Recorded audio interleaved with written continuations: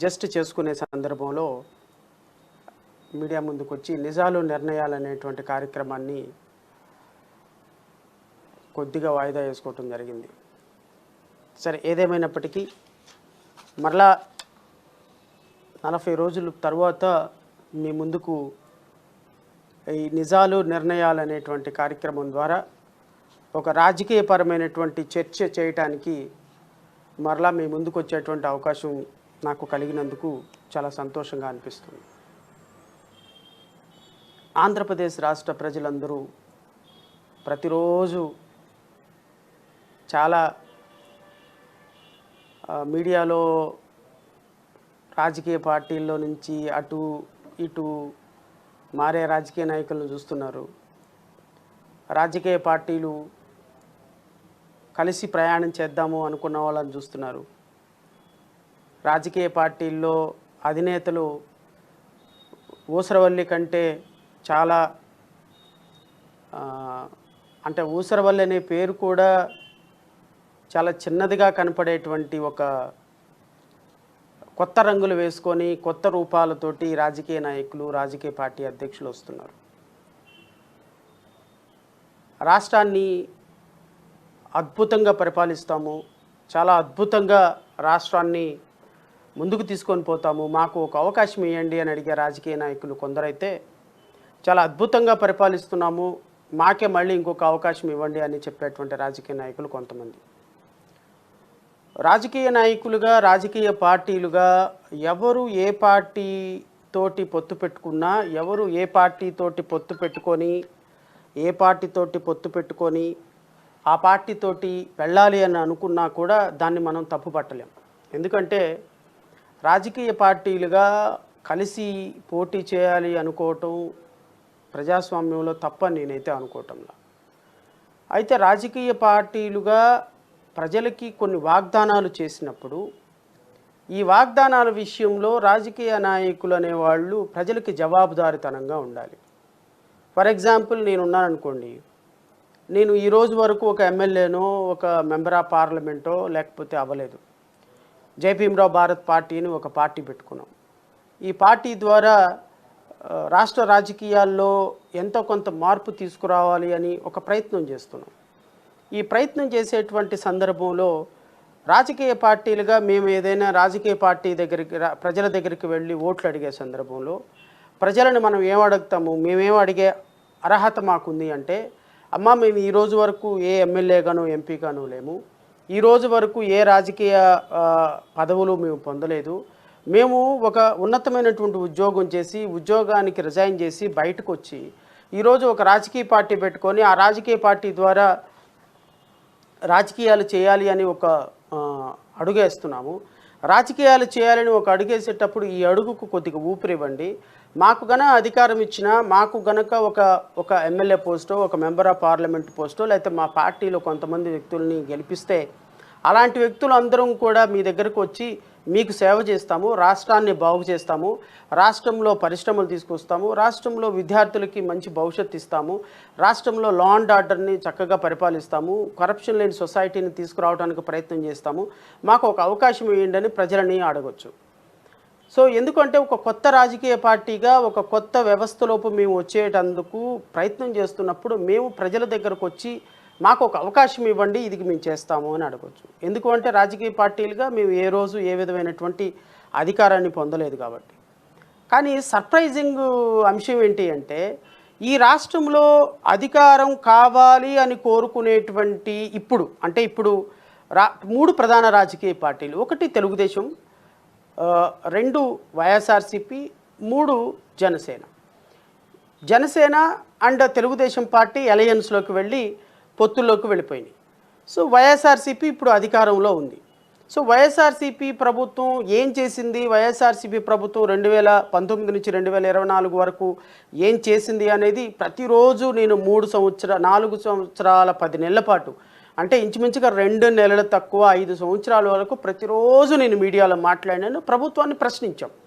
So ఇప్పుడు ఒక రాజకీయ పార్టీగా ఒక రాజకీయం చేయాలి అనుకునేటువంటి వ్యక్తులుగా మేము రాజకీయ పక్షాల నుంచి ప్రజల దగ్గరికి వెళ్ళినప్పుడు మేము కూడా అధికారాన్ని సాధించాలి, అధికారం పొందాలి అనుకున్నప్పుడు ప్రజలకి ఏ రాజకీయ పార్టీ ఏం చేసిందో చెప్పాల్సిన బాధ్యత మా మీద ఉన్నది. ఇప్పుడు తెలుగుదేశం ప్రభుత్వం, Telugu Desam party and Janasena party, ఈ రెండు పార్టీలు కూడా ఎలయన్స్లోకి వెళ్ళాలి, రేపొద్దున కలిసి పోటీ చేయాలని ఒక నిర్ణయం తీసుకున్నది. మంచి నిర్ణయం, దాన్ని నేనేమో తప్పుపట్టడం లేదు. అలా తీసుకోవటం అప్రజాస్వామికం, మీరు అనాయితికమైనటువంటి పొత్తో నేను అనటంలా. కానీ తెలుగుదేశం పార్టీ, జనసేన పార్టీ, ఈ రెండు పార్టీలు కూడా 2014 నుంచి 2019 వరకు ఈ రాష్ట్రంలో అధికారంలో ఉన్న సంగతి మర్చిపోయారేమో అని ఒక్కసారి మళ్ళీ గుర్తు చేస్తున్నా. నిన్న తెలుగుదేశం పార్టీ అధ్యక్షులు చంద్రబాబు నాయుడు ఇచ్చినటువంటి స్పీచ్ నేను కొంత చూసే ప్రయత్నం చేశా. ఆయన ముగ్గురు పిల్లల్ని కానండి, అసలు మీ ఇంటికి అసలు మీరు చదువు చెప్పడానికి మాస్టర్లు కూడా మీ ఇంటికే వస్తారు, మీకు ముగ్గురు పిల్లల్ని కంటే మీకు ఆల్ ఫ్రీ చంద్రబాబు నాయుడు అని కనిపించాడేమో నాకు అనిపించింది. ఎందుకు ఉచిత ప్రయాణం అంటాడు, సిలిండర్లు అంటాడు, ఉద్యోగాలు మీ ఇంటికి వస్తాయి అంటాడు, ఉపాధి కల్పిస్తానంటాడు, అక్కడెక్కడి నుంచో వర్క్ ఫ్రమ్ హోమ్ కల్పిస్తానంటాడు, మీరు ఉద్యోగం వచ్చేంత వరకు 3,000 రూపాయలు పెన్షన్ ఇస్తానంటాడు, తల్లి వందనం పేరు మీద 6 ఫార్ములా అంట, తల్లి వందనం పేరు మీద 20,000 ఇస్తానంటాడు. ఇక నోటికి అదుపు ఏదీ లేకుండా, అసలు ఇది చెప్తే మనం ఎలా చేస్తాము, ఇది చెప్పకపోతే ఎలాగా, అసలు నోటికి అదుపు లేకుండా ఇష్టం వచ్చినట్టు వాగ్దానాలు చేసినటువంటి చంద్రబాబు నాయుడు గారు చూస్తే నాకు చాలా ఆశ్చర్యం అనిపించింది నిన్న. మంచిదే, మీరు సంక్షేమం చేయాలనుకుంటున్నారు, మీ ప్రయత్నం అప్రిషియేట్ చేస్తున్నాం. ఎందుకంటే ఒక రాజకీయ పార్టీగా మేము కూడా మీరు ఇచ్చేటువంటి హామీలను మేము స్వాగతిస్తున్నాం. మీరు రైతులకి, విద్యార్థులకి, తల్లిదండ్రులకి, మహిళలకి, వృద్ధులకి, ఉద్యోగస్తులకి, ఈ రాష్ట్రంలో ఉపాధి కోరుకునేటువంటి రంగాలకి చాలా అద్భుతమైనటువంటి వరాలు ఇచ్చారు. నేను అడుగుతున్న, ముఖ్యమంత్రిగా మీరు ఉన్నప్పుడు, 14 సంవత్సరాలు ముఖ్యమంత్రిగా మీరు ఉన్నప్పుడు, 2014 నుంచి 2019 వరకు ముఖ్యమంత్రిగా మీరు ఉన్నప్పుడు ఈ రాష్ట్రానికి ఏం చేశారు అని చెప్పాల్సిన బాధ్యత మీ మీద ఉన్నదా లేదా? నేను ముఖ్యమంత్రిగా మీరు పనిచేసిన ఈ కాలంలో రైతులకు ఏం చేశారు చెప్పాలి, విద్యార్థులకు ఏం చేశారు చెప్పాలి, మహిళలకు ఏం చేశారు చెప్పాలి, ఎస్సీ ఎస్టీలకు ఏం చేశారు చెప్పాలి, ఈ రాష్ట్రంలో లా అండ్ ఆర్డర్ని ఎలా మెయింటైన్ చేశారు చెప్పాలి, ఈ రాష్ట్రంలో ఉపాధి రంగానికి ఎంత కల్పించారు చెప్పాలి, ఈ రాష్ట్రంలో ఉద్యోగాలు ఎన్ని ఇచ్చారో చెప్పాలి, ఈ రాష్ట్రంలో ఉద్యోగస్తులకు ఏమి ఇచ్చారో చెప్పాలి. ఇవన్నీ చెప్పకుండా, ఈ రాష్ట్రానికి ఎంత ఇన్కమ్ జనరేట్ చేశారో చెప్పకుండా, ఎన్ని లక్షల కోట్లు అప్పు చేశారో చెప్పకుండా, ఏ విధంగా రేపొద్దున మీరు ఇచ్చినటువంటి హామీలు ప్రజలకి, ఇప్పుడు మనం అందరం కూడా గగ్గోలు పెట్టాం నిన్నటి దాకా. 12 లక్షల కోట్ల రూపాయలు ఆంధ్రప్రదేశ్ రాష్ట్ర అప్పు ఉంది. ఒక సంవత్సరానికి 1,00,000 కోట్ల రూపాయలు వడ్డీయే కట్టాలి అని మనమే కదా మాట్లాడాం చంద్రబాబు నాయుడు గారు, మనమే కదా మాట్లాడింది పవన్ కళ్యాణ్ గారు. మరి ఈ రాష్ట్రం 12 లక్షల కోట్లు అప్పు చేసినప్పుడు, 1,00,000 కోట్ల రూపాయలు సంవత్సరానికి వడ్డీ కట్టాల్సి వచ్చినప్పుడు, మనకు వచ్చే ఆదాయమే 1,00,000 కోట్లు లేనప్పుడు, మన ఆంధ్రప్రదేశ్ బడ్జెట్లు టోటల్ ఎక్స్పెండిచర్ అండ్ ఇన్కమ్ కలుపుకుంటే 2,30,000 కోట్లు ఎంతో అయింది. ఈ 2,30,000 కోట్ల రూపాయల బడ్జెట్లో 1,00,000 రూపాయల ఆదాయం ఉన్నప్పుడు, 1,00,000 కోట్ల రూపాయల ఆదాయం ఉన్నప్పుడు, మీరు 1,00,000 కోట్ల రూపాయలు ఇంట్రెస్ట్ కట్టాల్సినప్పుడు 12 లక్షల అప్పులు 12 లక్షల కోట్ల అప్పులు ఎలా తీరుస్తారు? ఈ రాష్ట్రానికి ఇన్కమ్ ఎలా డెవలప్ చేస్తారు? ఈ రాష్ట్రానికి రాజధాని ఎలా కడతారు? ఈ రాష్ట్రానికి ఉపాధిని ఎలా తీసుకొస్తారు? మొదటి రోజు నుంచి సంక్షేమ కార్యక్రమాలు ఎలా చూస్తారు? మీరు ఇచ్చినటువంటి సంక్షేమ కార్యక్రమాల మొత్తం క్యాలిక్యులేషన్ చేస్తే 75,000 నుంచి 85,000 కోట్ల రూపాయలు ప్రతి సంవత్సరానికి ఖర్చు అయ్యే సందర్భంలో, మనకు వచ్చే ఆదాయమే 1,00,000 కోట్లు లేనప్పుడు 1,00,000 కోట్ల ఇంట్రెస్ట్లు ఎలా కడతారు?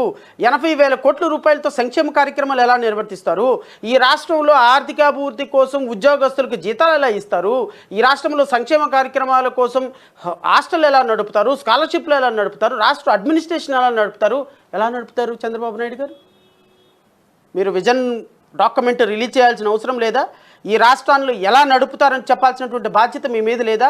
మీరు ఏమి చెప్పకుండా మైకు దొరికింది కదా అని మీ ఇష్టం వచ్చినట్టు రాష్ట్రంలో రాబోయే 5 సంవత్సరాల పాటు ఉపాధి కోసం కల్పిస్తాను, ఉద్యోగాలు కల్పిస్తాను, మీ ఇంటికి అసలు హెలికాప్టర్ తెప్పిస్తాను, మీ ఇంట్లోనే పని చేసుకోకుండా కూర్చుంటే స్కాలర్షిప్లు ఇస్తాను, మీ ఇంటికి నిరుద్యోగ భృతి ఇస్తాను, మీ ఇంటికి తల్లి వందనం పేరిట 50,000 ఇస్తాను, 20,000 ఇస్తాను, ముగ్గురు పిల్లలను కనండి 60,000 ఇస్తానని చెప్పేటువంటి మీ బూటకపు మాటలకి బేస్ ఏంటి? ఈ రాష్ట్ర ప్రజలకు సమాధానం చెప్పాల్సిన బాధ్యత మీ మీద ఉన్నది అని నేనైతే డిమాండ్ చేస్తున్నాను. At the same time Pawan Kalyan కూడా నేను ప్రశ్నిస్తున్నా. ఎందుకు అంటే నేను మళ్ళీ రాష్ట్ర ప్రజలకి ఒక విన్నపం చేస్తున్నా. వీళ్ళ ఇద్దరు పొత్తులో వెళ్ళటాన్ని ఏ విధంగానూ నేను వ్యతిరేకించే హక్కు కానీ అవకాశం కానీ నాకు లేదు. ఎందుకు లేదు అంటే ప్రజాస్వామ్యంలో కలిసి పోటీ చేసేటువంటి అవకాశం ప్రతి రాజకీయ పార్టీకి ఉంటుంది. కలిసి పోటీ చేసేటువంటి అవకాశం ప్రతి రాజకీయ పార్టీకి ఉంటుంది. దాన్ని విమర్శించే హక్కు కానీ ఎందుకు మీరు పోటీ చేస్తారన్న హక్కు నాకు లేదు. కానీ రాష్ట్ర ప్రజల తరపున అడగాల్సిన బాధ్యత నా మీద ఒకటి ఉందని మాత్రం గుర్తుపెట్టుకోండి. ఏంటో తెలుసా? అది 2014 నుంచి ఇవే మాటలు చెప్పి, 2014లో ఇవే పూటకపు మాటలు చెప్పి, 2014లో ఇవే దుర్మార్గకరమైనటువంటి మాటలు చెప్పి ప్రజలను మోసం చేసి అధికారంలోకి వచ్చిన ఈ తెలుగుదేశం, జనసేన, భాజపా ప్రభుత్వము రాష్ట్ర ప్రజలకి ఏం చేసిందో చెప్పిన తర్వాత 2024లో ఓటు అడగాలి అనేది నాకున్నటువంటి అభిప్రాయం. ఎందుకు అంటే మీరు ఇదే కాంబినేషన్లో ఇవే మాటలు చెప్పి, ఇవే దుర్మార్గపు మాటలు చెప్పి, దగాకోరు మాటలు చెప్పి, దుర్మార్గంగా ఈ రాష్ట్ర ప్రజలను మోసం చేసి 2014లో అధికారాన్ని సాధించి 2019లో దుర్మార్గంగా రాష్ట్ర ప్రజలని నట్టేట ముంచేసి, సంక్షేమం చేయకుండా, అప్పులు ఊపిలో తీసుకొచ్చి, ఉపాధి లేకుండా, రాజధానిని నిర్మించకుండా, రాజధానికి ఒక్క రూపాయి నిర్మించకుండా, రాజధానిలో రైతులందరినీ నాశనం చేసి, మోసం చేసి, ప్రత్యేక హోదా కోసం పోరాడకుండా, ప్రత్యేక హోదా వస్తుంది అంటే అవసరం లేదు, ప్యాకేజీ కావాలి అని ఈ రాష్ట్రంలో భాజపా ప్రభుత్వంతో కుమ్మక్కయ్యి పోలవరం పూర్తి చేయకుండా, ప్రత్యేక హోదా కోసం పోరాటం చేయకుండా, వెనుకబడిన తరగతుల నిధుల కోసం పోరాటం చేయకుండా, అమరావతి క్యాపిటల్ నిర్మాణం కోసం పోరాటం చేయకుండా, రాష్ట్రంలో ఫ్యాక్టరీలు తీసుకురాకుండా, రాష్ట్రంలో ఉపాధి పెంచకుండా, రాష్ట్రంలో ప్రజల జీవన ప్రమాణాలు పెంచకుండా, రాష్ట్రంలో రాజధానిని నిర్మించకుండా ఈ రాష్ట్ర ప్రజలను నట్టేటా ముంచి వెళ్ళిపోయినటువంటి తెలుగుదేశం, జనసేన ప్రభుత్వానికి మరలా 2024లో ఓటడికి హక్కు ఎక్కడ ఉన్నది అని జై భీమరావు భారత్ పార్టీ ప్రశ్నిస్తుంది. సమాధానం చెప్పండి. దానికి సమాధానం చెప్పాల్సినటువంటి బాధ్యత తెలుగుదేశం ప్రభుత్వం, జనసేన ప్రభుత్వం మీద ఉంది. ఎందుకు అంటే మీరు మళ్ళీ 2024లో ఓటు అడుగుతున్నారు. ఎందుకు ఓటు అడుగుతున్నారు? 2024లో మేము అద్భుతంగా పరిపాలన చేస్తామంటున్నారు. అవకాశం ఇచ్చినప్పుడు ఎందుకు పరిపాలన చేయలేదు? అవకాశం ఇచ్చినప్పుడు మీరు ఊరగబొడిచింది ఏంటింది? అవకాశం ఇచ్చినప్పుడు ఈ జనసేన ప్రభుత్వం, పవన్ కళ్యాణ్ చెప్పిన మాటలు, తీయని మాటలు ఏమైనాయి? రైతులు ఏమైపోయినారు? లాయర్లు ఏమైపోయినారు? నిరుద్యోగులు ఏమైపోయినారు? మహిళలు ఏమైపోయినారు? చిన్నపిల్లలు ఏమైపోయినారు? ఎస్సీ ఎస్టీలు ఏమైపోయినారు? దీనికి సమాధానం చెప్పాల్సినటువంటి బాధ్యత తెలుగుదేశం, జనసేన ప్రభుత్వం మీద ఉన్నది. ఎస్, నేను మళ్ళీ కోరుతున్నా, 24లో 2019 నుంచి 2024 వరకు ఈ రాష్ట్రంలో ఎస్సీ ఎస్టీలను అన్యాయం చేసింది వైఎస్ఆర్సీపీ ప్రభుత్వం అని చెప్తున్నాం. ఈ రాష్ట్రంలో రైతులను అన్యాయం చేసింది వైఎస్ఆర్సీపీ ప్రభుత్వం అని చెప్తున్నాం. ఈ రాష్ట్రంలో అన్ని వర్గాల ప్రజలను సర్వనాశనం చేసింది, ఎస్సీ ఎస్టీ నిధులను మళ్లించింది వైఎస్ఆర్సీపీ ప్రభుత్వం అని చెప్తున్నాం. ఆ ప్రభుత్వానికి ఓటు అడిగే హక్కు లేదని చెప్తున్నాం. మరి మీకు ఎక్కడ ఓటు హక్కు ఉంది? మీకు ప్రజలను అడిగే నైతికత ఎక్కడుంది? 2014 నుంచి 2019 వరకు ఎరగదీసింది మీరే కదా. ఈ రాష్ట్రాన్ని పరిపాలించింది మీరే కదా. ఈ రాష్ట్రంలో ప్రజల జీవన ప్రమాణాలను మారుస్తానని చెప్పి అధికారం తీసుకున్నది మీరే కదా. ఆ రోజున తెలుగుదేశం ప్రభుత్వానికి ఓటేయమని ఆ ప్రభుత్వం వెనక నిలబడింది ఈ పవన్ కళ్యాణే కదా, ఈ సినిమా స్టారే కదా, ఈ మేకప్ స్టారే కదా. మరి ఈ రోజున ఈ 2014 నుంచి 19 వరకు ప్రజలకు ఏం చేశారో చెప్పాల్సిన అవసరం ఉన్నదా లేదా అని నేను అడుగుతున్నా. నేను ఈ రాష్ట్ర ప్రజలకి, మీ ద్వారా రాష్ట్ర ప్రజలకి మీ ప్రభుత్వంలో జరిగినటువంటి అన్యాయాలు, నేను ఏ అంశమైనా సరే స్టాటిస్టికల్ రిపోర్ట్తోనే మాట్లాడుతున్నాను తప్ప ఒక్క సందర్భంలో కూడా మసిగుడ్డ కాల్చి ముఖాను పడేసేటువంటి అవకాశం చేసేటువంటి ప్రయత్నం నేను చేయను రాష్ట్ర ప్రజలు. ఎందుకంటే రాష్ట్ర ప్రజలందరికీ కూడా ఒక నిజమైనటువంటి వాస్తవాలు తెలియాలి. నిజాలు చెప్పాల్సిన బాధ్యత నా మీద ఉంది. నిర్ణయాలు మీరే తీసుకోండి. అది తెలుగుదేశానికి ఓటేద్దామా, వైఎస్ఆర్సీపీకి ఓటేద్దామా, జనసేన కలిసిన తెలుగుదేశం ప్రభుత్వాన్ని ఓటేద్దామా, లేకపోతే రేపొద్దున భారతీయ జనతా పార్టీ కలిస్తే భారతీయ జనతా పార్టీకి కూడా కలిపి ఓటేద్దామా? ఈ నిర్ణయాలు తీసుకోవాల్సింది ఈ రాష్ట్రంలో ఉన్నటువంటి యువత, ఈ రాష్ట్రంలో ఉన్నటువంటి మేధావి వర్గం, ఈ రాష్ట్రంలో ఉన్నటువంటి మహిళలు, ఈ రాష్ట్రంలో కాయ కష్టం చేసుకున్నటువంటి కూలీనాలు చేసుకున్నటువంటి అన్నలు అక్కలు నిర్ణయం తీసుకోవాలి. అంటే 2014 నుంచి 2019 వరకు ఒక దుర్మార్గకరంగా పరిపాలించి సర్వనాశనం చేసేసి వ్యవస్థల మొత్తాన్ని సర్వనాశనం చేసేసి ఈరోజు పత్తిత్తు కబుర్లు చెప్పేటువంటి తెలుగుదేశం పార్టీకి జనసేన పార్టీకి ఎందుకు ఓటేయాలి ప్రజలు అడగొద్దా? 2019 నుంచి 2024 వరకు పరిపాలించినటువంటి వైఎస్ఆర్ కాంగ్రెస్ పార్టీ ప్రభుత్వానికి అర్హత లేదు, అందులో ఏమాత్రం సందేహం లేదు. అయితే మరి తెలుగుదేశం పార్టీకి అర్హత ఎక్కడి నుంచి వచ్చింది? తెలుగుదేశం పార్టీ ఎందుకు పరిపాలిస్తుంది? తెలుగుదేశం పార్టీకి ఓటు అడిగే హక్కు ఎక్కడుంది? జనసేన ప్రభుత్వానికి ఓటు అడిగే హక్కు ఉంది. 2014 నుంచి 2019 వరకు ఈ రాష్ట్రంలో ఉన్నటువంటి కొన్ని కోట్ల మంది ప్రజల మనోభావాలు దెబ్బతీసినటువంటి రైతుల మనోభావాలు దెబ్బతీసినారు. ఎస్సీ ఎస్టీలని దుర్మార్గకరంగా సర్వనాశనం చేశారు. ఎస్సీ ఎస్టీలని ఆర్థికంగా అణగదొక్కారు. సప్లా నిధులు మొత్తం డైవర్ట్ చేసి పడేశారు. ఎస్సీ ఎస్టీలకు హక్కుగా రావాల్సినటువంటి ఏ పథకాన్ని కూడా అమలుపరచలేదు పూర్తిగా. ఎస్సీ ఎస్టీలో మరణాల విషయంలో, ఎస్సీ ఎస్టీ అట్రాసిటీస్ విషయంలో మీ ప్రభుత్వంలో సర్ప్రైజింగ్ విషయం ఏంటి అంటే, నేను ఎగ్జామిన్ చేస్తున్నప్పుడు రాష్ట్ర ప్రజలందరికీ కూడా ఒక విషయం తెలియాలి. నేను ఒక విషయాన్ని ఎగ్జామిన్ చేస్తున్నప్పుడు 2014 నుంచి 2019 వరకు ఈ రాష్ట్రంలో పిల్లల మీద జరిగినటువంటి దారుణాలు, మహిళల మీద జరిగినటువంటి దారుణాలు, ఎస్సీ ఎస్టీల మీద జరిగినటువంటి దారుణాలు, బీసీల మీద జరిగినటువంటి దారుణాలు 2019 నుంచి 2024లో ఈ ప్రభుత్వానికంటే కూడా ఎక్కువ జరిగినాయి. ఎందుకో తెలుసా?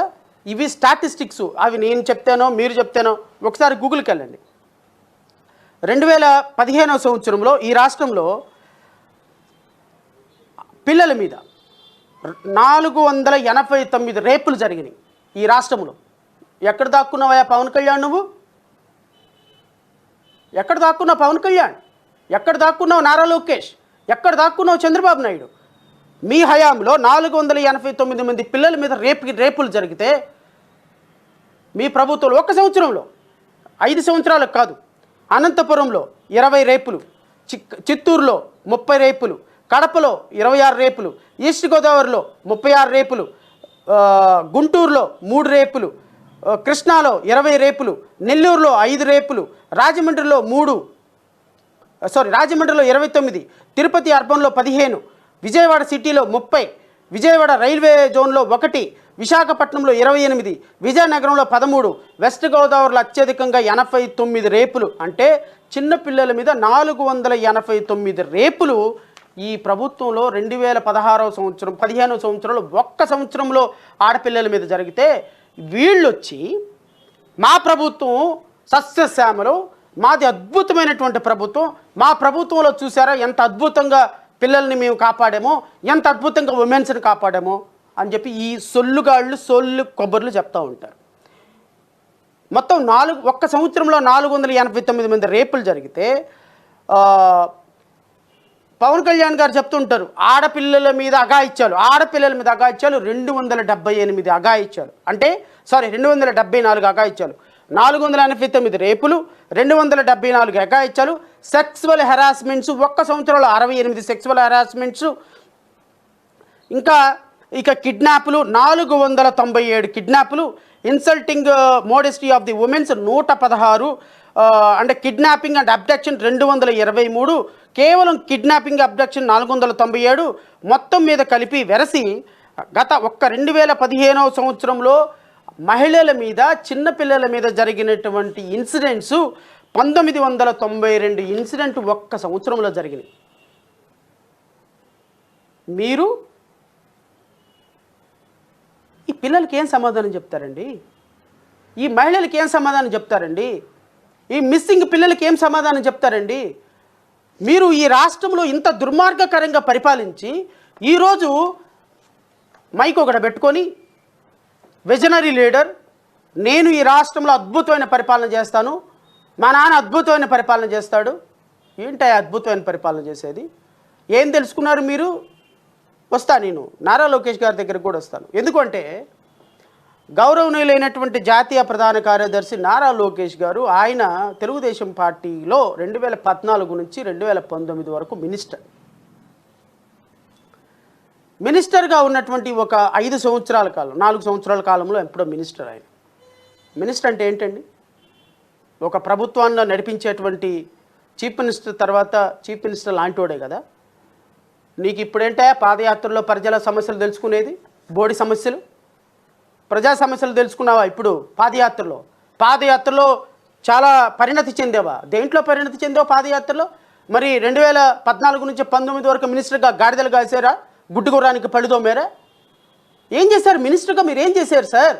ఈ రాష్ట్ర ప్రజలకి మినిస్టర్గా మీరు, ముఖ్యమంత్రిగా మీ నాన్నగారు, ఈ రాష్ట్రంలో మంత్రిని సపోర్ట్ చేసి అధికారంలోకి తీసుకొచ్చిన పవన్ కళ్యాణ్, మీ ముగ్గురు రాష్ట్ర ప్రజలకి ఏం చేశారు మీ ప్రభుత్వంలో? మీ దగ్గర 5 సంవత్సరాల కాలం, ఒక ప్రభుత్వానికి, ఒక రాష్ట్రానికి 5 సంవత్సరాల కాలం అనేది చాలా చాలా ఇంపార్టెంట్. ఈ ఇంపార్టెంట్ ఉన్న 5 సంవత్సరాల కాలంలో ఈ రాష్ట్రంలో ఏ సెక్టార్ని మీరు అభివృద్ధి చేశారు? రాష్ట్ర ప్రజలకు చెప్పాల్సినటువంటి బాధ్యత ఉన్నదా లేదా? రాష్ట్ర ప్రజలకు సమాధానం చెప్పకుండా, రాష్ట్ర ప్రజలకి ఉపాధి కల్పించకుండా, రాష్ట్రంలో ఏ రంగాన్ని కూడా ఉపాధి రంగాన్ని తీసుకురాకుండా, ఏ రంగాన్ని కూడా డెవలప్ చేయకుండా, ఈరోజు రాష్ట్రంలో మేము మరలా ముఖ్యమంత్రి అయితే, మేము మరలా మంత్రి అయితే, మరలా మేము మళ్ళీ మీరు 2014 నుంచి 2019 వరకు చేసిన పరిపాలన తీసుకురాగలమని మళ్ళీ చెప్పగలరా మీరు? నేను స్ట్రైట్ క్వశ్చన్ అడుగుతున్నా మీ ప్రభుత్వాన్ని. మీ ప్రభుత్వం అంటే 2014 నుంచి 19 వరకు పరిపాలించిన మా ప్రభుత్వం అదే విధంగా మళ్ళీ పరిపాలిస్తుందని మీరు చెప్పగలరా? చెప్పలేకపోతే మీరు 2024లో మాకు ఓటేయండి. 2014 నుంచి 19 వరకు ఎలా పరిపాలించామో ఆ పరిపాలన మళ్ళీ మీకు తీసుకొస్తామని మీరు చెప్పగలరా? మీరు చెప్పలేకపోతే ఓటు మీరు ఆ విధంగా అడగలేకపోతే ప్రజలకు క్షమాపణ చెప్పండి.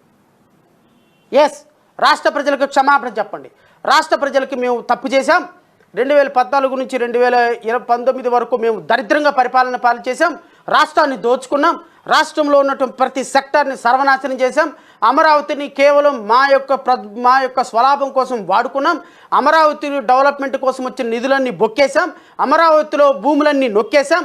అమరావతిలో మాకు సపోర్ట్ చేసినటువంటి పవన్ కళ్యాణ్కి కోట్ల రూపాయల భూములు ఇచ్చి ఆయన పార్టీ ఆఫీస్ కట్టుకోమని చెప్పాం. మమ్మల్ని సపోర్ట్ చేసిన పవన్ కళ్యాణ్కి 100 కోట్ల రూపాయలు దోచిపెట్టినాం. మేము 1000 కోట్ల రూపాయలు దోచుకున్నాం. ఈ రాష్ట్రంలో దరిద్రమైన పరిపాలన చేశాం. ఇంకొకసారి మా తప్పులు తెలుసుకున్నాం, బుద్ధి వచ్చింది, మమ్మల్ని క్షమించండి, మాకు ఇంకొకసారి ఓటేయండి, ఇంకోసారి తప్పులు చేయమని చెప్పి రాష్ట్ర ప్రజలను అడగండి. ఎస్, అడగండి సార్. మీ ఇష్టం వచ్చినప్పుడు అధికారం వచ్చినప్పుడేమో మీ ఇష్టం వచ్చినట్టు అధికారాన్ని చలాయించటమా? కోట్ల రూపాయల ప్రజాధనాన్ని కొల్లగొట్టడమా?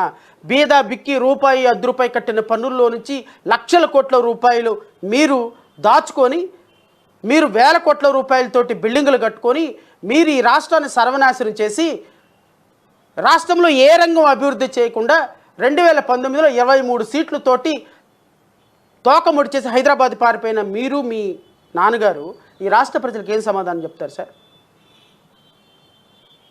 జగన్మోహన్ రెడ్డి గారి మీద 2019లో అధికారాన్ని వదిలేశారు, పలాయనం చిత్తగించారు. 2019 నుంచి ఈ రాష్ట్రంలో మీ తెలుగుదేశం పార్టీ నుంచి పోరాడిన నాయకుడు ఎవడో చెప్పండి, ఇంక్లూడింగ్ మీరు, మీ నాన్నగారితో సహా. ఈ రాష్ట్రంలో నుంచి పారిపోయి హైదరాబాద్లో తలదాచుకున్నటువంటి వ్యక్తులు మీ ఇద్దరు. 2019 నుంచి 2020లో కరోనా సమయంలో మీరేమో సైక్లింగ్, మీ నాన్నగారేమో యోగా చేసుకుని ఈ రాష్ట్ర ప్రజలను గాలికి వదిలేసి, ఈ రాష్ట్ర ప్రభుత్వంలో దుర్మార్గంగా ఈ రాష్ట్ర ప్రభుత్వం చేతిలో బలైపోయిన దళితుల గురించి, బహుజనుల గురించి, ప్రజల గురించి, వ్యవస్థల గురించి మాట్లాడినటువంటి ఏకైక వ్యక్తిని శ్రవణ్ కుమార్ని నేను.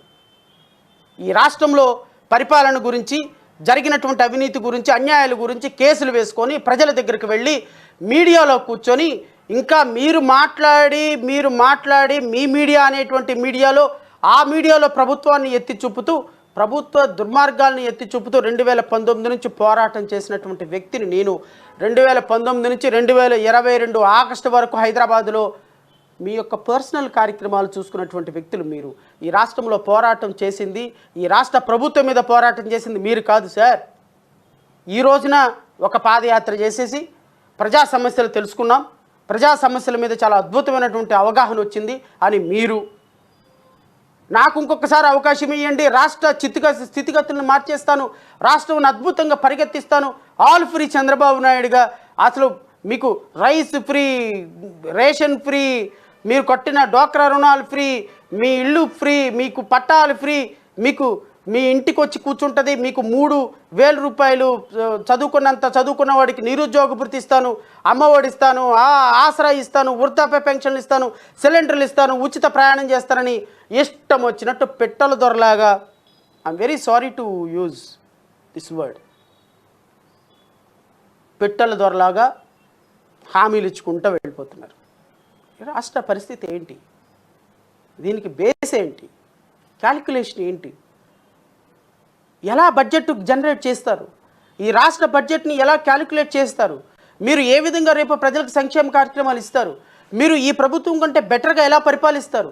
ఏ విధంగా దళితుల మీద దాడులను ఎదుర్కొంటారు? నేను అది కూడా వస్తా. మీ హయాంలో ఆంధ్రప్రదేశ్లో జరిగినటువంటి దళితుల మీద జరిగినటువంటి దాడులు ఏంటో నేను చెప్తా. 2014లో మీ ప్రభుత్వం మీదలో మర్డర్లు కాబడినటువంటి దళితుల సంఖ్య 34 మంది ఒక్క సంవత్సరంలో. చంద్రబాబు నాయుడు గారు, నారా లోకేష్ గారు, స్టేజ్లెక్కి గగ్గోలు పెట్టే పవన్ కళ్యాణ్ గారు, మీకోసమే చెప్తున్నాను ఇవి నేను. ఎందుకంటే మీ ప్రభుత్వంలో జరిగినటువంటి తప్పులే సార్ ఇవన్నీ. ఈ ప్రభుత్వంలో జరిగినటువంటి తప్పుల్ని నేను మీకు చూపించాల్సిందే ఖచ్చితంగా. ఎందుకు అంటే రైట్ ఫ్రమ్ సుధాకర్ దగ్గర నుంచి ఈ రోజు వరకు రాష్ట్రంలో జరిగినటువంటి ఎస్సీ ఎస్టీల మీద జరిగినటువంటి దాడులు, మహిళల మీద జరిగినటువంటి దాడులను ప్రశ్నిస్తున్నాం కదా. మరి ప్రశ్నిస్తున్నప్పుడు ఈ ప్రభుత్వం దళితులకు అన్యాయం చేస్తుందని ప్రశ్నిస్తున్నప్పుడు మరి 14 నుంచి 19 వరకు చేసినటువంటి వాటిని కూడా ఇప్పుడు అడగాల్సిందే కదా. ఎందుకు అంటే 2014 నుంచి 19 వరకు ప్రశ్నించడానికి నేనైతే లేను. నేను అప్పుడు జడ్జిగా ఉన్నాను. 2019లో రిజైన్ చేసి బయటకు వచ్చాను. సో మీ ప్రభుత్వం ఉన్నంత వరకు నాకు అడిగే అవకాశం లేదు కాబట్టి నన్ను తప్పు పట్టదు. ఆ రోజున ఏమైపోయినావు, ఆ రోజున దళితుల మీద దాడులు జరిగినప్పుడు నువ్వేమైపోయావు అంటే నేను చెప్పగలిగిందే లేదు. నేను by the time I was little small officer. నాకేమీ అంత బయటకు వచ్చి అడిగే అవకాశం నాకు లేదు. కాబట్టి నేను ఇప్పుడు ప్రశ్నిస్తున్నా. ఎందుకు ప్రశ్నిస్తున్నాను అంటే రేపొద్దున మళ్ళీ మీరు ఓటు అడగటానికి వెళ్తున్నారు కాబట్టి ప్రశ్నిస్తున్నా. 2014 నుంచి 19 వరకు జరిగినటువంటి దుర్మార్గాలని 2014 నుంచి 19 వరకు ఈ రాష్ట్ర ప్రజలకు మీరు చేసినటువంటి అన్యాయాల్ని 2014 నుంచి 19 వరకు చనిపోయిన దళితుల్ని, గిరిజనుల్ని పాపం ఇప్పుడు సోకాళ్ళు ఎవరైతే మాట్లాడుతున్నారో వాళ్ళు మర్చిపోయి ఉండొచ్చేమో. వాళ్ళు మర్చిపోయినారు కాబట్టి నేను ఇంకొకసారి మళ్ళీ వాళ్ళకి గుర్తు చేస్తున్నా, మీకు మళ్ళీ గుర్తు చేస్తున్నా. ఇప్పుడు మీరు స్టేజ్లు ఎక్కేసి మీ అబ్బాయి ఏమో ఒక 10 మందిని సుబ్రహ్మణ్య వాళ్ళ తల్లిదండ్రుల్ని, కోడికత్తి సీన్ తల్లిదండ్రుల్ని అందరిని పోగేసి ఒక 5-6 స్టేజ్ మీద కూర్చోబెట్టి మీకు మేము భరోసా, మీ బిడ్డలకు మేము భరోసా అని ఎష్యూరెన్స్ ఇస్తున్నారు కదా. వెరీ గుడ్, మంచి ప్రయత్నం చేస్తున్నారు. ఎష్యూరెన్స్ ఇవ్వాలి మీరు. ఎందుకు అంటే రేపొద్దున మీరు వచ్చినప్పుడు వాళ్ళకి ఎష్యూరెన్స్ ఇవ్వాలి. కానీ నేనేమంటున్నానంటే 2014లో 19లో మీ ప్రభుత్వంలో చనిపోయినటువంటి ఎస్సీ ఎస్టీలకి ఎవరు ఎష్యూరెన్స్ ఇవ్వాలి? మీరే కదా. అవే ఈరోజు నేను మళ్ళీ మీకు ఒక్కసారి గుర్తు చేస్తున్నా. మళ్ళీ రేపు 2024లో అధికారంలోకి వచ్చి మరలా ఈ విధంగానే ఎస్సీ ఎస్టీలను కొట్టి చంపేసి ఎస్సీ ఎస్టీల నిధులన్నీ డైవర్ట్ చేసేసి ఎస్సీ ఎస్టీలకి ఏ విధమైన సంక్షేమ కార్యక్రమాలు ఇవ్వకుండా ఎస్సీ ఎస్టీలకి ఏదో ఒక పదవి పడేసేసి మళ్ళీ వాళ్ళని మేతావుల్లాగా చేసేసుకుందామని మళ్ళీ మీరు ఆలోచిస్తారు. ఆ విషయం నాకు తెలుసు కాబట్టే ఎస్సీ ఎస్టీల మీద జరిగినటువంటి దాడుల మీద మీరు ఈ జాతికి ఫస్ట్ ఎక్స్ప్లెనేషన్ ఇవ్వాలి, క్షమాపణ చెప్పాలి. ఈ జరిగినటువంటి వాటికి ప్రజలకి వివరణ ఇచ్చిన తర్వాత 2024లో ఈ జాతి ప్రజలను ఓటు అడగాలి. మాలాంటి వాళ్ళం మేము అడుగుతామని మీకు ఒక అవగాహన ఉంది. సో అడుగుతాం కాబట్టి మీరు ఎక్స్ప్లెనేషన్ చెప్పను అంటే కుదరదు. ఖచ్చితంగా మీరు ఈ రాష్ట్ర ప్రజలకు ఎక్స్ప్లెనేషన్ చెప్పించేయాలి. 2014లో అనంతపురంలో సార్ 3 మర్డర్లు జరిగినాయి సార్ ఎస్సీ ఎస్టీలు. చిత్తూరులో 2 మర్డర్లు జరిగినాయి, కడపలో 4 మర్డర్లు జరిగినాయి, గుంటూరులో 4 మర్డర్లు జరిగినాయి, అర్బన్లో 1 మర్డర్ జరిగింది, నెల్లూరులో 4 మర్డర్లు జరిగినాయి, రాజమండ్రిలో 6 మర్డర్లు జరిగినాయి. సో ఓవరాల్గా 34 మర్డర్లు ఎస్సీ ఎస్టీలకు ఒక్క సంవత్సరంలో జరిగినాయి. ఒక్క సంవత్సరంలో 34 మర్డర్లు. తర్వాత ఓవరాల్గా సెక్సువల్ హెరాస్మెంట్స్ ఎస్సీ మహిళల మీద ఈ ప్రభుత్వంలో జరిగినటువంటి కొన్ని స్టాటిస్టిక్స్ తీసుకొని ప్రతిరోజు మేము మీడియాలో ప్రజలను చైతన్యం చేసాం. నేనేమి దానిలో నుంచి వెనక్కి వెళ్ళటంలా ప్రజలను చైతన్యం చేయటంలో నా పాత్ర నేను పోషించాను. ప్రజల్ని 100% చైతన్యం చేస్తున్నాను. ప్రజలకి వాస్తవాలు చెప్పే ప్రయత్నం చేస్తున్నాను. కానీ మీ ప్రభుత్వంలో ఒక సంవత్సరంలో 83 మంది మహిళలు చనిపోయినారు. Sexual harassment, prevention of atrocities by women's. ఈ 83 మంది మహిళలకి సమాధానం ఎవరు చెప్తారు? ఒక్క సంవత్సరంలో చనిపోయిన మహిళలకి. ఇవన్నీ మీ ప్రభుత్వ లెక్కలే, నా సొంత లెక్కల కాకి లెక్కలైతే ఏం కాదు. 83 మంది ఈ రాష్ట్ర ప్రభుత్వం మీ హయాంలో 2014 సంవత్సరంలో మీరు అధికారం చేపట్టిన సంవత్సరంలో చనిపోతే దీనికి ఏం సమాధానం చెప్తారు సార్? మీరు దీనికి ఏం సమాధానం చెప్తారు? ఈ రాష్ట్రంలో నేను వన్ బై వన్ స్టాటిస్టికల్ రిపోర్ట్తో వస్తా. ఈ రాష్ట్రం మొత్తంలో 2014 సంవత్సరంలో సోదరులారా, దళిత బిడ్డల మీద జరిగినటువంటి దుర్మార్గకరమైనటువంటి అమానవీయమైనటువంటి చర్యలు మొత్తం 1694 ఇన్సిడెంట్స్ ఈ రాష్ట్రంలో గత ప్రభుత్వంలో 2014 సంవత్సరంలో ఒక్క సంవత్సరంలో జరిగినాయి. మర్డర్లు కానీ, రేపులు కానీ, అట్రాసిటీస్ యాక్టులు కానీ, వాళ్ళ పొలాల్లో నుంచి లాక్కోవటం కానీ, what ever it is, prevention of atrocities act కింద ఈ రాష్ట్ర ప్రభుత్వం అత్యంత హేయమైనటువంటి అట్రాసిటీస్ యాక్ట్ని 1694 అట్రాసిటీస్ యాక్టు ఈ రాష్ట్ర ప్రభుత్వం గత రాష్ట్ర ప్రభుత్వంలో తెలుగుదేశం ప్రభుత్వ హయాంలో గౌరవనీయులైన మాన్యశ్రీ ముఖ్యమంత్రి అప్పటి ముఖ్యమంత్రి చంద్రబాబు నాయుడు గారి హయాంలో వారి కుమారుడు మంత్రిగా ఉన్నటువంటి సమయంలో వారికి సపోర్ట్ చేసినటువంటి గౌరవనీయులైనటువంటి జనసేన అధినేత అయినటువంటి పవన్ కళ్యాణ్ గారి సమయంలో జరిగితే మీ ప్రభుత్వంలో ఉన్నటువంటి మంత్రులు ఈ రోజున రెచ్చిపోయి ఎస్సీ ఎస్టీల భవిష్యత్తు గురించి మాట్లాడేటువంటి దళితులు గుడ్డి గుర్రానికి పళ్ళు తోముతున్నారా? ఏం చేస్తున్నారయ్యా? దీనికి సమాధానం చెప్పండి. మీరు ఈ రాష్ట్ర ప్రజలకు ఏం భరోసా ఇస్తారో చెప్పండి. రేపు ఓటు అడిగేటప్పుడు మీకు ఏ స్థాయి ఉందో చెప్పండి. 2016 సంవత్సరం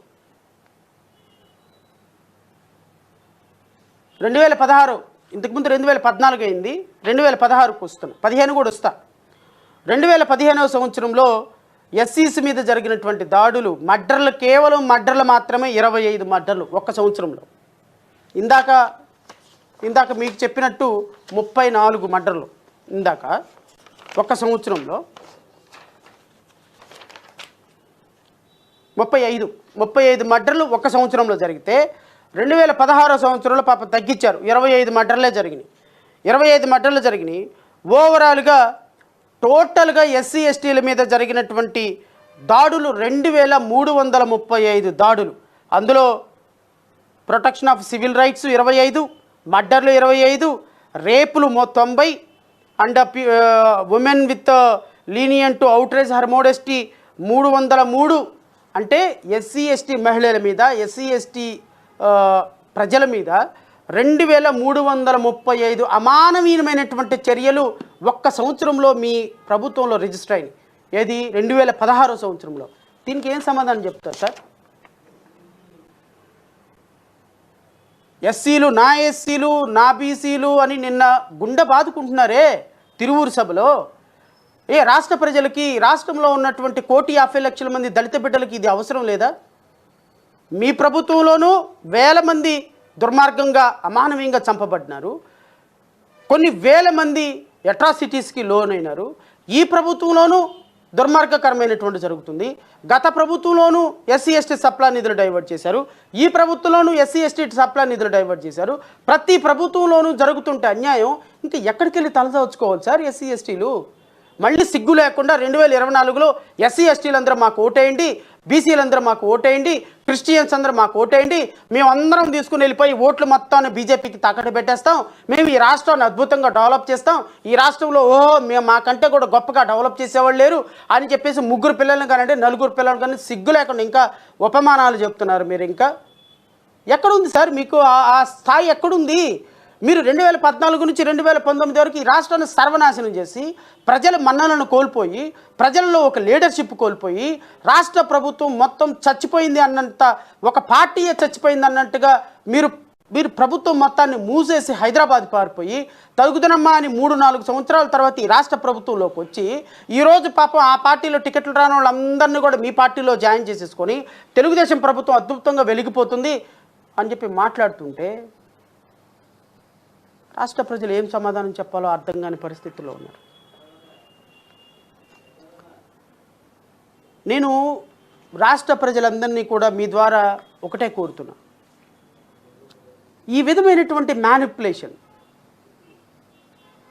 వాళ్ళ దగ్గర డబ్బు ఉంది, 70-80 లక్షల మంది ఏదో కార్యకర్తలు ఉన్నారు, నేను కాదనటంలా.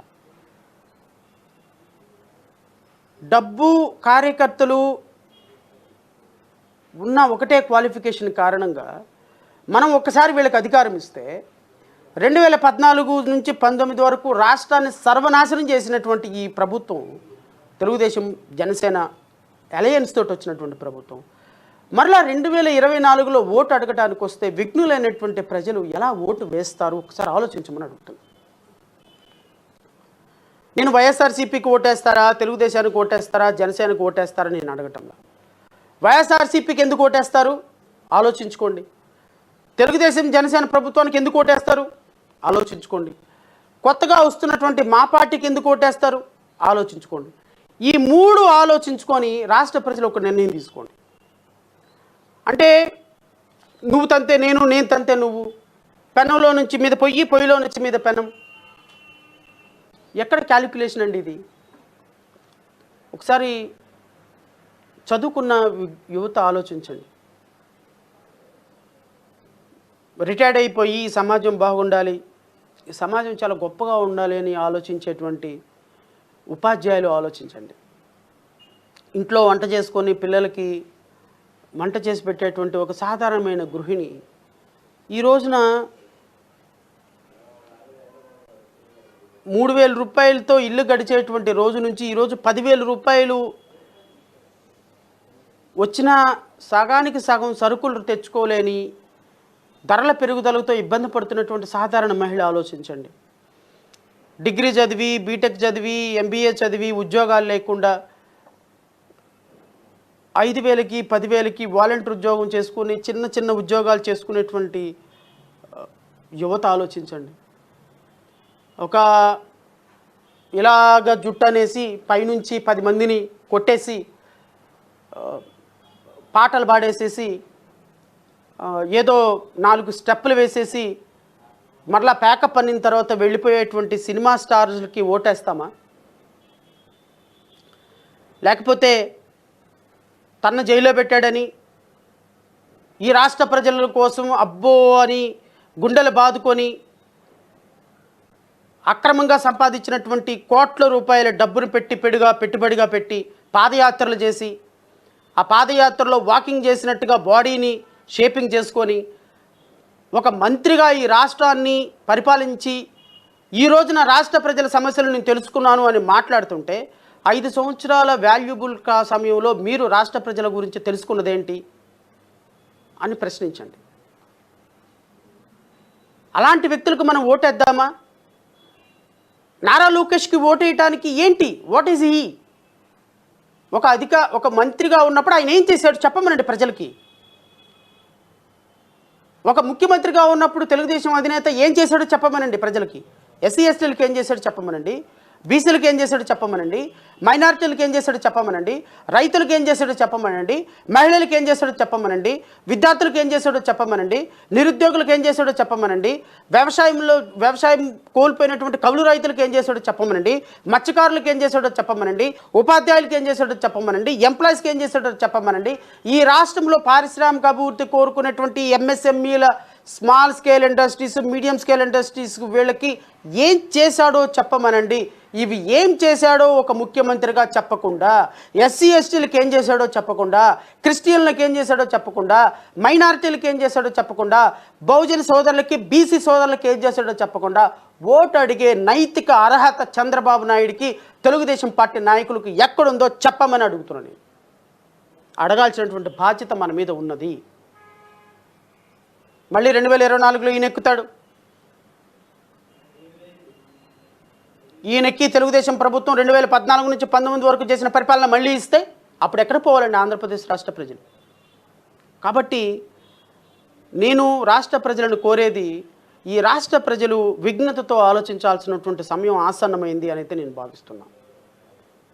ఎందుకంటే ఈ రాష్ట్ర ప్రజలకి 2014 తర్వాత అత్యంత విలువైనటువంటి రాజధానిని మనం కోల్పోయి, ఈ రోజున 2014లో కట్టుబట్టలతోటి ఆంధ్రప్రదేశ్ రాష్ట్రం వచ్చినప్పుడు, ఈ ఆంధ్రప్రదేశ్ రాష్ట్రంలో ఒక రాజధాని ఈ రోజు వరకు లేక, ఈ ఆంధ్రప్రదేశ్ రాష్ట్రాన్ని చూసి ప్రతి ఒక్కళ్ళు నవ్వుకుంటా ఉంటే, ఒక ఆయనేమో రాష్ట్రాన్ని రాజధాని చేస్తున్నానని కోట్ల రూపాయలు ఒక ఆయన దోచుకుంటే, ఆ కోట్ల రూపాయలు దోచుకున్నటువంటి ఇంకో రాజధాని చంపేసి ఇంకో ఆయన రాష్ట్ర ప్రజలను నాశనం చేస్తుంటే రాష్ట్ర ప్రజల పరిస్థితి ఏంటి? రాష్ట్ర ప్రజలు ఎక్కడికి వెళ్ళాలి? రాష్ట్ర ప్రజలు ఏ విధంగా భవిష్యత్తును నిర్దేశించుకోవాలి? రాష్ట్ర ప్రజలకి ఒక భవిష్యత్తు అనేది లేకుండా పోవాలి అని ఆలోచిస్తుంటే ఈ రాజకీయ పార్టీలు వీళ్ళకి ఓటు ఎందుకు వేయాలి అని మనందరం కూడా ప్రశ్నించుకోవాలి.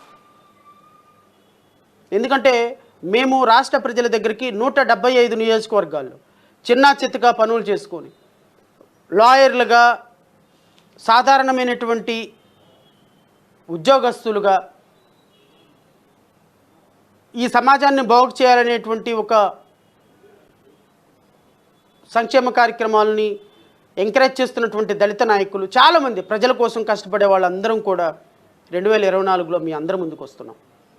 175 కాన్స్టిట్యున్సీల్లో అసెంబ్లీ అభ్యర్థులుగా పోటీలో ఉంటున్నాం. 25 పార్లమెంటరీ కాన్స్టిట్యున్సీలో పోటీలో ఉంటున్నాం. ఈ పోటీలో ఉండేటప్పుడు ఖచ్చితంగా మీలాంటి అభ్యర్థులు మాలాంటి అతి సామాన్యమైనటువంటి ఆల్టర్నేటివ్ పాలిటిక్స్ను చుంచే వాళ్ళకి బాసటగా నిలబడమని కోరుతున్నాం. ఎందుకంటే అతి త్వరలో రాజకీయాలు రాబోతున్నాయి. ప్రజలు తమ అమూల్యమైనటువంటి ఓటు హక్కును వినియోగించుకోవాల్సిన సందర్భం ఆసన్నమైంది. నేను క్యాలిక్యులేషన్ చేసే సందర్భంలో యావరేజ్గా ప్రతి కాన్స్టిట్యున్సీలో 4000 ఓట్లు నోటాకు పెడుతున్నాయి. నేను మీ అందరిని కోరేది ఏంటి అంటే, నోటా అనేటువంటి ఒక ఆప్షను 2024లో మర్చిపోండి. నోటా బదులు మాకు ఓటేయండి. నోటాకేసే ఓటు మాకు వేయండి. ఒక్క ఓటు వేసి మాకు ఊపిరినివ్వండి. మేము ఈ రాష్ట్రంలో ప్రభుత్వాలను ఎదిరించి పోరాటం చేయడానికి మాకు ఒక ఊపిరి కావాలి. మా దగ్గర సంపద లేకపోయినా ఆత్మస్థైర్యంతో రాష్ట్రంలో రాజకీయాలు మార్చాలి, రాజకీయ పార్టీలు కోట్ల రూపాయలు దోచుకొని ఈ విధంగా ప్రజలను మభ్యపెడుతూ మరలా ఉచితాలు అని ఇస్తూ, మరలా ఆ ఉచితాలకి డబ్బులు ఎక్కడి నుంచి తీసుకొస్తారో చెప్పకుండా, వాళ్ళకున్నటువంటి ఒక సౌలభ్యమైనటువంటి మీడియా రంగాన్ని అడ్డం పెట్టుకొని, తద్వారా ప్రజలకు వాస్తవాలు తెలియకుండా లక్షల కోట్ల రూపాయలు అప్పు చేశాడు అని చెప్పేసి ఒక ప్రభుత్వం మీద బురద జల్లటం, అంతకంటే ఎక్కువ రెట్టించినటువంటి అప్పులు మీరు చేయటం. మీరు చేయకుండా ఈ రాష్ట్రాన్ని ఎలా సంక్షేమంలో నడిపిస్తారు? రేపు ఉదయం సమాధానం చెప్పరు. పవన్ కళ్యాణ్ దగ్గర సమాధానం ఉండదు. పవన్ కళ్యాణ్ దగ్గర ఉండే ఆన్సర్స్ వేరుంటాయి. సో నేను వారిని వ్యక్తిగతంగా నేను విమర్శించను. ఎందుకంటే ప్రతి రాష్ట్ర పార్టీ అధ్యక్షుడు ఒక పొలిటికల్ పార్టీ పెట్టుకున్న తర్వాత ముఖ్యమంత్రి అవ్వాలని ఉంటుంది. ముఖ్యమంత్రి అవుతారా, వేరే పార్టీకి సపోర్ట్ చేస్తారా, it doesn't matter at all. Because మనం ఇక్కడ కూర్చొని మీరు ఆ పార్టీతో సపోర్ట్ చేయదు, ఈ పార్టీతో సపోర్ట్ దేని చెప్పడానికి నేను సిద్ధంగా లేను. కానీ సపోర్ట్ చేసేటప్పుడు మీరు సపోర్ట్ తోటి అధికారం ఏర్పడిన రోజున మీరు ఏం చేశారు రాష్ట్ర ప్రజలకు అని అడుగుతున్నాను నేను. అది చెప్పిన తర్వాత మీరు మళ్ళీ 2024లో ఓటేయండి. అమ్మా 2014లో మేము చాలా అద్భుతంగా పనిచేసాం, పవన్ కళ్యాణ్ గారు మీరు చెప్పండి. 2014లో నేను చెప్పినందుకు తెలుగుదేశం పార్టీకి ఓటేశారు, నేను చెప్పినందుకు భాజపాకు ఓటేశారు. సో మమ్మల్ని గెలిపించినందుకు ఇదిగో మీకు ఇది చేశాం, అందుకోసమని ఇది మేము మళ్ళీ చేయాలి అంటే 2024లో మాకు ఓటేమని అడగాల్సినటువంటి అవకాశం ఉందా లేదా, అలాంటి అర్హత మీకు ఉంది అని మీరు అనుకుంటే ఈ జాతికి సమాధానం చెప్పండి. జాతికి సమాధానం చెప్పిన తర్వాత అప్పుడు మీరు రేపొద్దున రాష్ట్ర ప్రజలకు ఓటు అడగండి. ఇప్పటికిప్పుడు అయితే మాత్రం తెలుగుదేశానికి, జనసేనకి ఈ రాష్ట్ర ప్రజలని ఓటు అడిగే అర్హత లేదు. అఫ్కోర్స్ వైసీపీకి కూడా అందులో సెకండ్ థాటే లేదు. కానీ ఈ రాష్ట్ర ప్రజల సర్వనాశనం చేసి ఈరోజు కోట్ల రూపాయలతోటి రాజకీయ వ్యభిచారం చేస్తూ, రాజకీయంగా కొన్ని వందల మందిని పార్టీలో చేరుతూ ఉంటారు, వెళ్తూ ఉంటారు, చేస్తూ ఉంటారు. నేనేమి దాన్ని నేను తప్పు పట్టడానికి కూడా సిద్ధంగా లేను. ఎందుకంటే ఎవరి పొలిటికల్ సిస్టమ్ వాళ్ళకు ఉంటుంది. కానీ నేను ఈ రాష్ట్ర ప్రజలను కోరేది ఏంటంటే, ఇలాంటి రాజకీయాలకి ఎక్కడో ఒక చోట ఎండ్ పడాలి అంటే నేను మొదటి రోజునే ప్రకటించిన, ఈరోజు శ్రవణ్ కుమార్ అనేటువంటి ఒక వ్యక్తి ఒక రాజకీయ పార్టీ పెట్టింది, నేను ఇంకొక 30-40 సంవత్సరాలు అయినప్పటికీ కూడా ఈ విధమైనటువంటి రాజకీయాలు మారకపోతే, ప్రజలు మార్చకపోతే నాలాంటి వాడు చట్టసభల్లో అడుగు పెట్టే అవకాశం లేదు. నాలాంటి వాడు చట్టసభల్లో అడుగు పెట్టాలి అంటే కనీసంగా 50 కోట్ల రూపాయలు ఒక ఎమ్మెల్యేగా గెలవగలిగి, డబ్బున్నంత మాత్రాన్ని కూడా అవ్వదు కదా, ప్రజలు కూడా అనుకోవాలి కదా. ప్రజలేమో ఒక పార్టీ 50% ఓటింగ్, ఇంకో పార్టీ 40% ఓటింగ్, తప్పులేదు. వాళ్ళకి ప్రజలు ఆ నమ్మకం కలిగించగలిగారు, ప్రజలు వాళ్ళని నమ్ముతున్నారు. నేనేమంటానంటే, మాలాంటి వ్యక్తులు వచ్చినప్పుడు కూడా ప్రజల నమ్మకం మా మీద కూడా పెట్టే అవకాశం ఉందో లేదో ఒక్కసారి ఆలోచించమంటున్నా.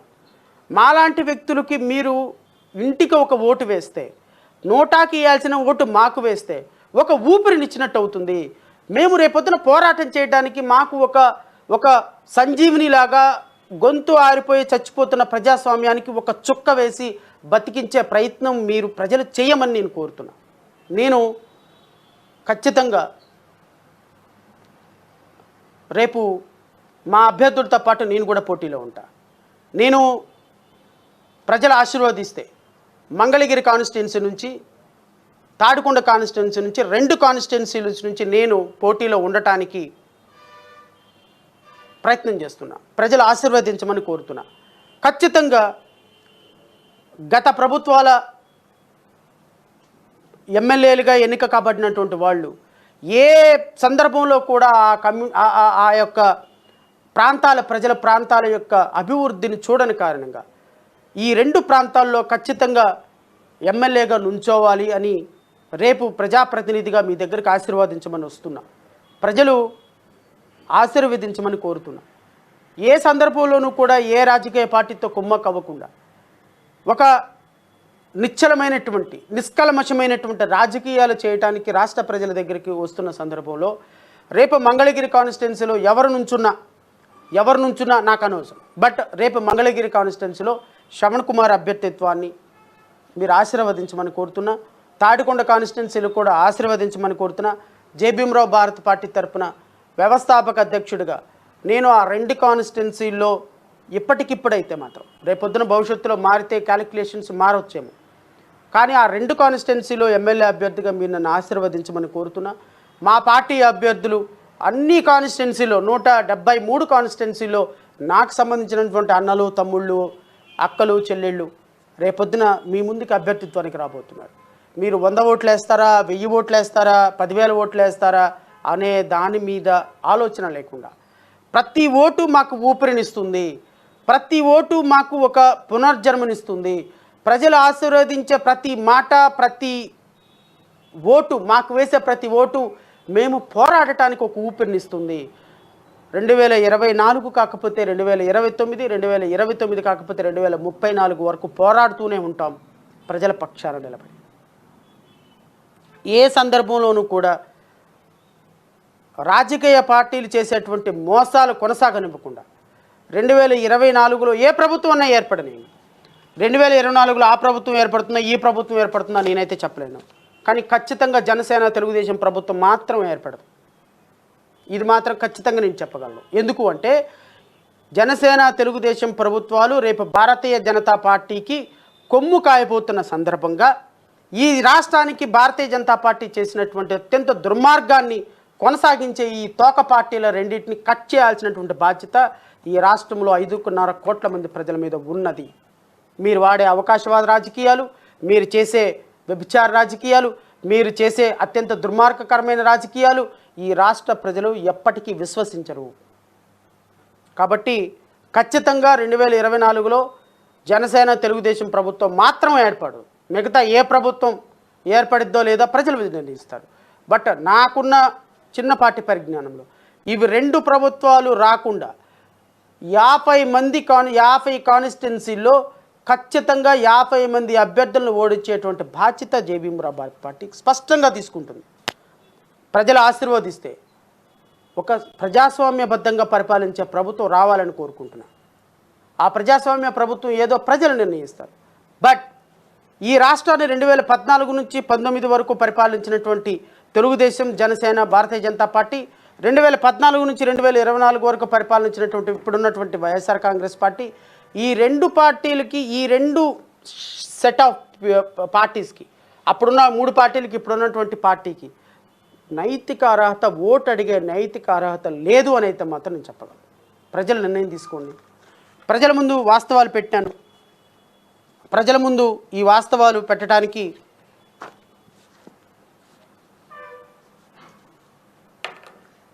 నాకు సమయం దొరికింది. ఇంకా ఈ రోజు నుంచి ప్రతిరోజు కూడా అసలు దళిత బిడ్డలు రాజ్యాధికారంలోకి రాకుండా చేసినటువంటి తెలుగుదేశం ప్రభుత్వం, తెలుగుదేశం అధినేత చంద్రబాబు నాయుడు ఎస్సీ ఎస్టీలని విభజించి ఏ విధంగా శాశ్వతంగా వాళ్ళని అధికారానికి దూరం చేశాడు, ఏ విధంగా మాలామాదిగల్ని విభజించారు, ఏ విధంగా ఈరోజు ఒక వర్గం మొత్తాన్ని కన్ను పొడిచి ఈరోజు ఆ వర్గాన్ని ఆయింట్మెంట్ రాసి కళ్ళ నీళ్లు తుడుస్తున్నటువంటి ఒక కపట ప్రేమ ఏ విధంగా ఉందనేది రాబోయే సిరీస్లో పూర్తిగా వివరిస్తా. ప్రజలందరూ ఈ వాస్తవాలను గమనించండి. రేపు ఓటేసేటప్పుడు మనం ఎందుకు ఓటేస్తున్నాం, ఎలా ఓటేస్తున్నాం, ఎవరికి ఓటేస్తున్నాం, ఇలాంటి పార్టీలకు ఓటేస్తే మరలా రేపొద్దున మనల్ని ఏ విధంగా ఈ పార్టీలు వాడుకొని వదిలేసి వెళ్ళిపోతాయి. మరలా చూసారా, మాకు అవకాశం ఇచ్చారు, మేము తప్పు చేసినా మళ్ళీ ప్రజలకు న్యాయం చేద్దామనే ఆలోచన ఉండదు. ప్రజలు గొర్రెలు, ప్రజలు పిచ్చోళ్ళు. 14 నుంచి 19 వరకు వీళ్ళని ఇంత మోసం చేసినా మరలా మచ్చి నేను మైకి పట్టుకొని నా కొడుకు పాదయాత్ర చేస్తే మళ్ళీ నేను ఆహా ఓహో నేను మీకు అది ఉచితం ఇస్తాను, ఇది ఉచితం ఇస్తాను అంటే గొర్రెలందరూ ఓట్లేశారని తెలుగుదేశం పార్టీలో ప్రజల గురించి హీనంగా మాట్లాడుకునే రోజు రాకుండా ఉండాలి అంటే ప్రజలు విఘ్నతతో ఆలోచించాలి, విధేయతతో ఆలోచించాలి. ప్రజలు రాజకీయ పరంగా తమకున్నటువంటి ఓటు హక్కుని కేవలం సినిమా యాక్టర్నో, అయ్యో పాపం జైలుకి వెళ్ళాడనో, అయ్యో పాపం పాదయాత్ర చేశాడనో మాత్రం వేయకుండా నిజంగా మన జీవితాలు బాగు చేసుకోవటానికి ఏదైనా ఒక అవకాశం దొరికితే ఆ అవకాశాన్ని తమ ఓటు హక్కు ద్వారా వినియోగించుకోవాలని మనస్ఫూర్తిగా కోరుకుంటూ ఈరోజు ఈ అవకాశం ఇచ్చినటువంటి రాష్ట్ర ప్రజలందరికీ, నా ఈ లైవ్ని చూసి నా అభిప్రాయాల్ని అభిమానించవచ్చు, ఏకీభవించవచ్చు, ఏకీభవించకపోవచ్చు. బట్ ఏకీభవించే వాళ్ళకి ఒక నమస్కారం, ఏకీభవించిన వాళ్ళకి 2 నమస్కారాలు తెలియజేసుకుంటూ మరలా రేపు ఇదే సమయానికి కలుసుకుందాం. Thank you.